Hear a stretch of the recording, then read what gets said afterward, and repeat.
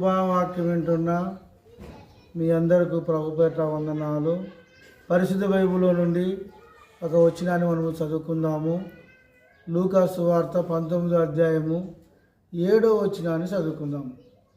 అందరూ అది చూసి ఈయన పాపి అయిన మనుషుని వద్దకు బస చేయి వెళ్ళననియు చాలా సనుగుకునిరి. ఇక్కడ చక్కటి విషయాలు మనము తెలుసుకుందాం. మొదటిది, యేసుక్రీస్తు జక్కయ్య ఇంటికి వెళ్తూ ఉన్నాడు. జక్కయ్య ముందు పోతున్నాడు, యేసు వెనక వస్తున్నాడు. ఆ ప్రాంతంలో ఉన్నవారు, ఆ ఊరిలో ఉన్నవారు, జక్కయ్య ఇంటి పక్కన ఉన్న వాళ్ళందరూ కూడా అందరూ చూస్తూ ఉన్నారు. యేసు జక్కయ్య ఇంటికి వెళుతున్నాడు అని చూస్తున్నాడు. మొదట చూశారండి. రెండోది మనం జ్ఞాపకం చేసుకున్నట్టయితే, ఈయన పాపు అయిన మనుషుని వద్దకు బస చేయుటకు వెళ్ళునని ఏమంటున్నాడు? ఈయన పాపి,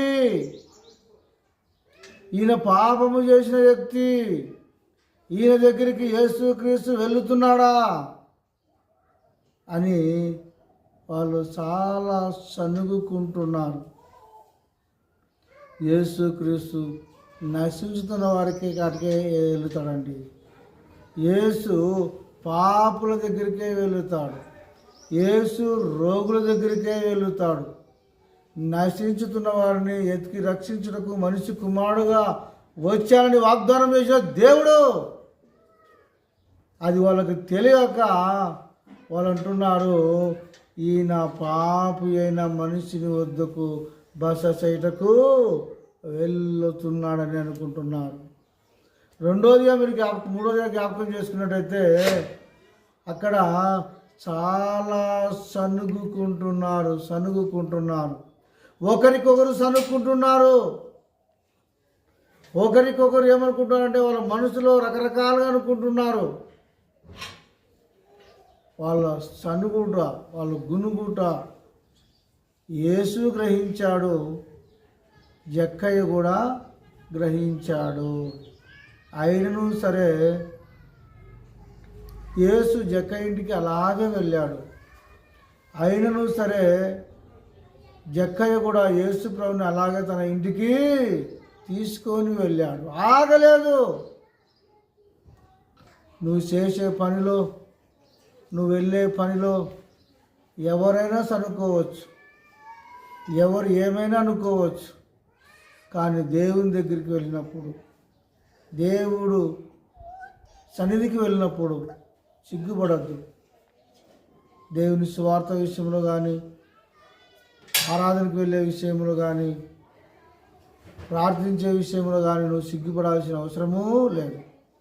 ఎవరన్నా ఏమన్నా అనుకొని, ఎవరు ఏమన్నా సనుగుకొని, నువ్వు మాత్రము నీ గమ్యానికి వెళ్ళు. నువ్వు మాత్రము దేవుని దగ్గరికి వెళ్ళు, దేవుని ఇంటికి చేర్చుకో. ఇక్కడ మూడు విషయాలు మరొకసారి చెప్పుకొని మనం ముగించుకుందాం.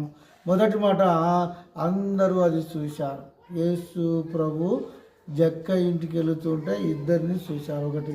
రెండోదిగా, ఈయన పాపి అయిన మనిషిని వద్దకు బస చేయటకు వెళుతున్నాడని అనుకున్నారు.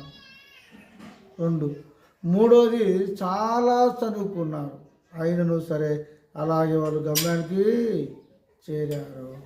మనం గమ్యానికి చేరుటే చాలా ప్రాముఖ్యం. మనం దేవుణ్ణి ఆహ్వానించుటే చాలా ప్రాముఖ్యం. దేవుని వద్దకు వెళ్ళుటే మనకి చాలా ప్రాముఖ్యం.